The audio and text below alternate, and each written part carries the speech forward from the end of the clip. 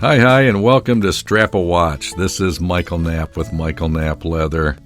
Well, I've got a really cool show put together for you guys today, and I'm sharing a story not only about a watch, but this gentleman who owns the watch. And yes, if you haven't subscribed, please subscribe. I rarely ask for this. It's free. I don't monetize the site. So if you like the content, please subscribe. I put a lot into this channel. But this watch strap is for James Dodds. He's an 89-year-old man. I talked to him a couple of weeks ago. We've gone back and forth with several emails, and just a really cool old guy. And what it is, it's for this watch. This is just a reference of it. This is not his watch, but it's a 1969 Rolex GMT Master called the Concord, reference 16758. And these examples are pretty pristine. You're going to see James's watch here pretty soon. But this is out of Walnut Alligator, exactly what I did with Sean's watch strap last episode. And you can see very, very Arizona-y, and look at the wear on this watch. This is like his sole watch that he has been wearing since 1969. But look at that custom work, man. And these are some examples I found on Chrono24, some really pristine examples that are for sale. And if you want to go back, check out the specs. You can always rewind and stop the video, and you'll be able to read up on the specs of the watch. And look yourself on Chrono24. This one is a signed Tiffany & Company, same year, 1969. And you saw the price tag on that. And that's because these Tiffany & Company signed, they used to sell them out of Tiffany stores, are very coveted in the watch collection world. And this is how James has been wearing this watch, with this expandable bracelet. He also has a black alligator strap with a gold buckle. Here it is. So you can see what he's asked me to build is to be able to go where that expandable bracelet is. And measured out again at 35 millimeters by 80 millimeters. The shortest strap I've ever made since the last episode for Sean on his Xerces sub.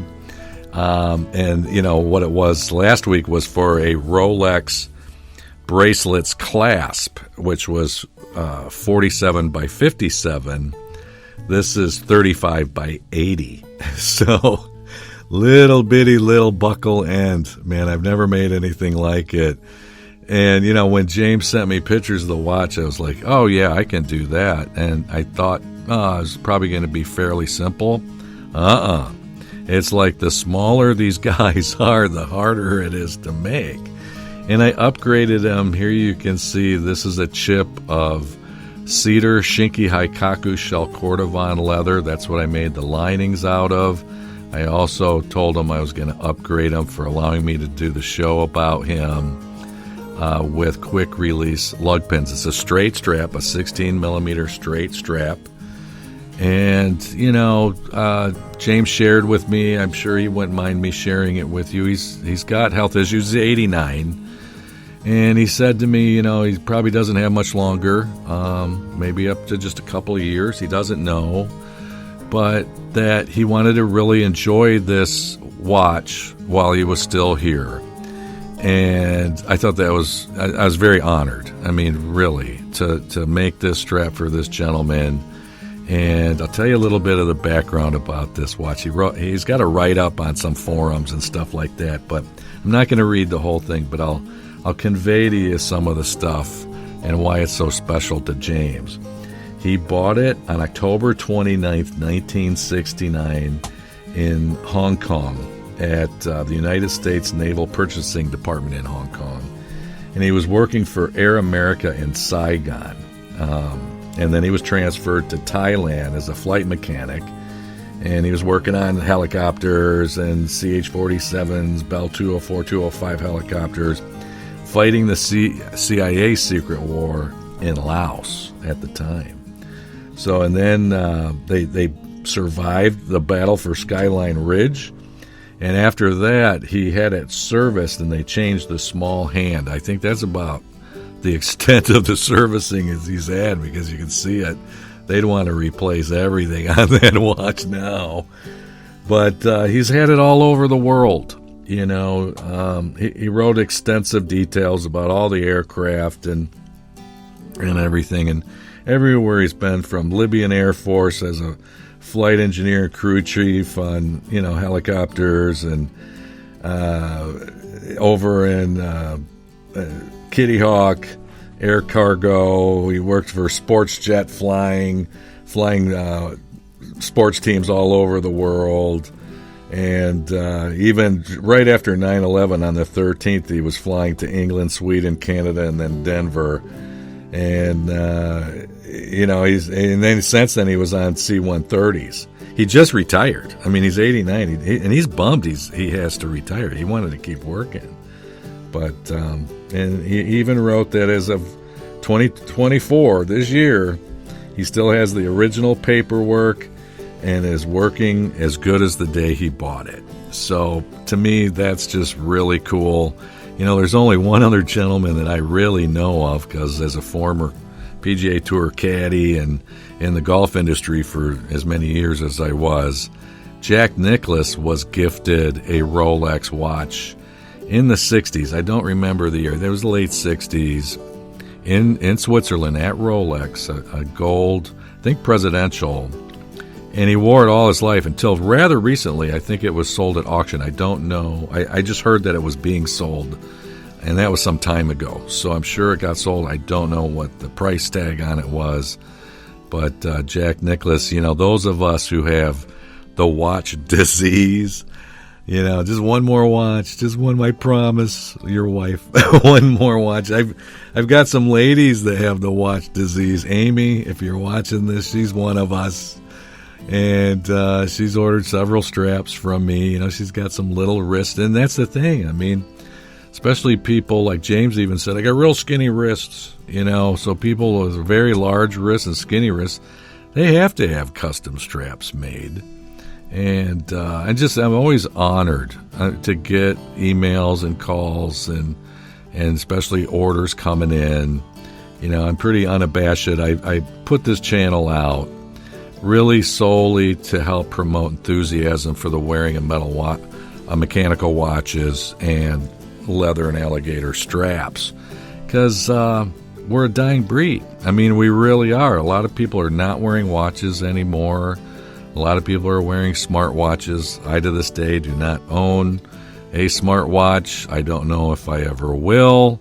Probably not. I am a very techie person, but I just love mechanical, automatic watches. To me, they're pieces of art. And you can see the watch that I'm wearing on this show is my Zen 556i.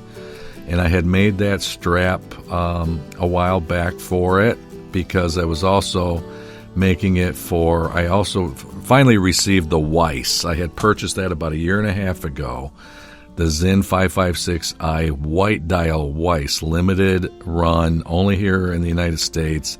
I had been looking for one for a few years, and finally one of my subscribers had contacted me and said, hey, you know, I keep hearing you talk about if one comes for sale, I'll let you know. And he did. And I bought it right away. I mean, it was pretty pricey comparative to, you know, what the value was when it was launched.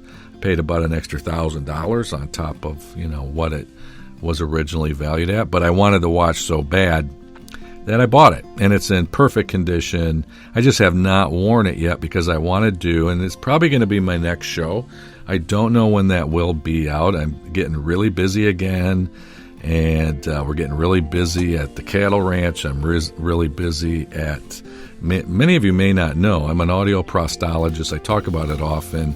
But I work days at our hearing healthcare clinic. I own and operate a hearing healthcare clinic. So I'm like the busiest guy you ever met, you know. 130-acre cattle ranch, you know, let alone the straps making these shows and the hearing healthcare clinic. And I'm a husband, and I own multiple homes that always need upkeep and, you know, helping to raise our 6-year-old granddaughter. And so it's a busy life. And I wouldn't trade it for anything. I always tell people I feel like I'm the richest man in the world. I really do, because everything I do I love. It's like nothing is like work for me. It's always fresh and fun. Honestly, I wish I had more time to do more stuff. But I've traveled the world. I'm done traveling. I don't need to travel anymore. My hobbies are my work, and I love my life. I'm sorry my bald head or balding, I should say. People call me fuzzy. I'm not like bald yet, but I will be someday. But it keeps getting in that shot. But you can see how small this buckle end is, man, 35 millimeters. And like I said, you think it would be easier. It is harder. The smaller, the harder it is to make, because everything's got to be so precise, and it took me a lot longer time than I had anticipated. Especially, it was a lot harder to do those quick release spring bars than I thought it would, the way I made this. But this is cigar brown, 0.06 tiger thread. He wanted the threading to be pretty close match to the Alligator, and out of everything that I had, this was the closest match. So that's what I utilized. And a lot of guys really are interested in watching stuff like this get handmade and hand sewn. A lot of times I get people, they'll say, I can't believe it's hand sewn. It looks like it was made with a machine. But you can absolutely tell. I mean, a hand-sewn strap is going to go fully through the leather, the upper and the lining. That's not the case on especially with a lot of machine-made straps. And I also, like right here, you can see I am stitching the main keeper directly into the strap. I'm sorry, I'm hearing my dog barking. My wife probably just got home. I kept my dog inside the house so we wouldn't get bothered by her, because she's a little barker. And here we go, final product. I'm just going to talk over my dog. How about that? Little Billie Eilish, my beloved skipper key. And you can see I'm just putting in a 16 millimeter pin for that gold buckle that he's got. So, but everything's ready to go. He's got it. You're going to see some wrist rolls and still shots coming up. But yeah, I wish you could see that stamped in there. It says 6'6" at 24. And I had to, with the buckle holes, I actually had to go into a little bit of my logo. But hey, that's all right. He knows who made it. And the show is proof of that, right? And I love my macro lens, man. You can get in there really nice and tight. And I'm not the best photographer. I mean, I didn't shoot anything with video or anything before my channel. But here they are together. And yes, just one last time I'm going to ask, if you haven't subscribed, you like the content, please subscribe. YouTube is just like evil, man. It's owned by Google, But here it is on his wrist. Thank you so much. This is a great still shot, so you can see that custom attachment work, a gold and turquoise. Really cool. There's no other watch like this in the world, you guys. And James, I hope you're passing this down, keeping it in your family. And I'm just so honored that you have my strap on your beautiful watch and are wearing it, and that you love it. And it's just an honor, sir, to get to know you and to have made this for this heirloom. That's what I know it's going to be. Well, one last look. I just want to say thank you to all of my subscribers, people watching this show. I really appreciate everything. God bless you all. And until next time, keep on ticking.